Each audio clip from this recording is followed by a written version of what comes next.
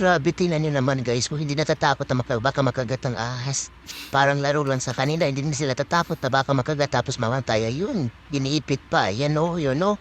Tingnan niyo naman guys, oh grabe. Grabe, mga bata pa to pero hindi sila takot sa ahas.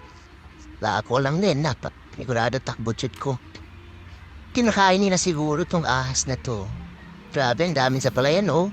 Lupulot lang nila sa mga palayan na bagong harvest. Ay, may mga daga pa mga hawak ang mga bata. Grabe, kinakain nila siguro to. Ipitin mo para di makawala. Ganyan, ganyan. After ng harvester kasi is marami sila makita. Ito, nakakuha pa siya ng dalag. Dalag. Sarap yan isugpa. Yan, nasitakbuhan na sila oh. Pinapitan na naman siguro siguro silang ahas. Yan. Tinan niyo oh, grabe.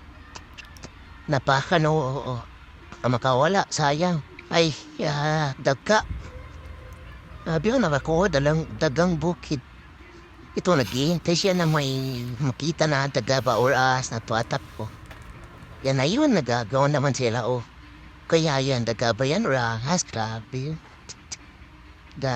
Ay, daga. Nakuha, first time makakuha, So, wakas nakakuha din. Yun, buhay na buhay ang daga, oh. Yun, ano naman kaya ito? Isda kaya ito, isda or ano naman dadaba or ahas? Grabe oh. Gagawan talaga sila.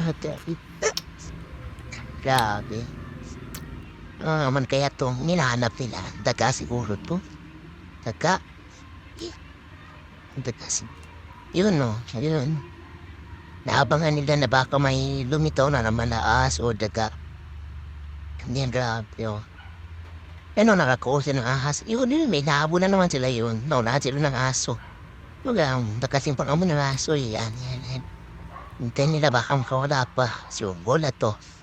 So, may hawak ka. Daga na naman.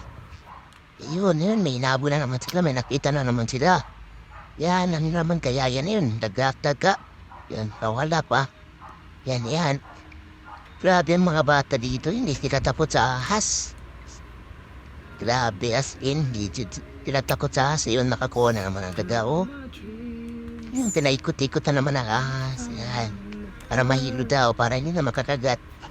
Ayan na, oh. Gusto pang kumagat ang ahas, oh. Yan, oh. Grabe.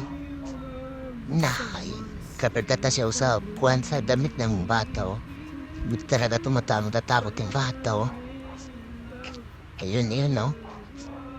Grabe, ang daming ahas dito. Nahabol na siguro yung daga kaya marami na huli na ahas. Grabe pala dito sa kanila pag mag-harvest. Ang daming ahas, no? Tabang na naman sila sa likod ng harvester. Hey, mga bata, mag-ingat kayo baka mamaya. Kayo yung makain ng harvester. Ayan na naman, oh. Yung paikot-ikot na naman ang ahas. Pinaikot-ikot na naman eh. Yan. Yan yun guys. Tingnan nyo. Ahas gusto pang kumagata yun oh. Ay, kaya nila po pinapaikot para yung ahas mahilo. Tapos, madali lang siya madali lang siya mahawakan sa ulo. Yun oh. Ganyan oh. Diba? Grabe, tatalino ah. Grabe talaga mga bata dito. Hindi sila marunong matakot sa ahas.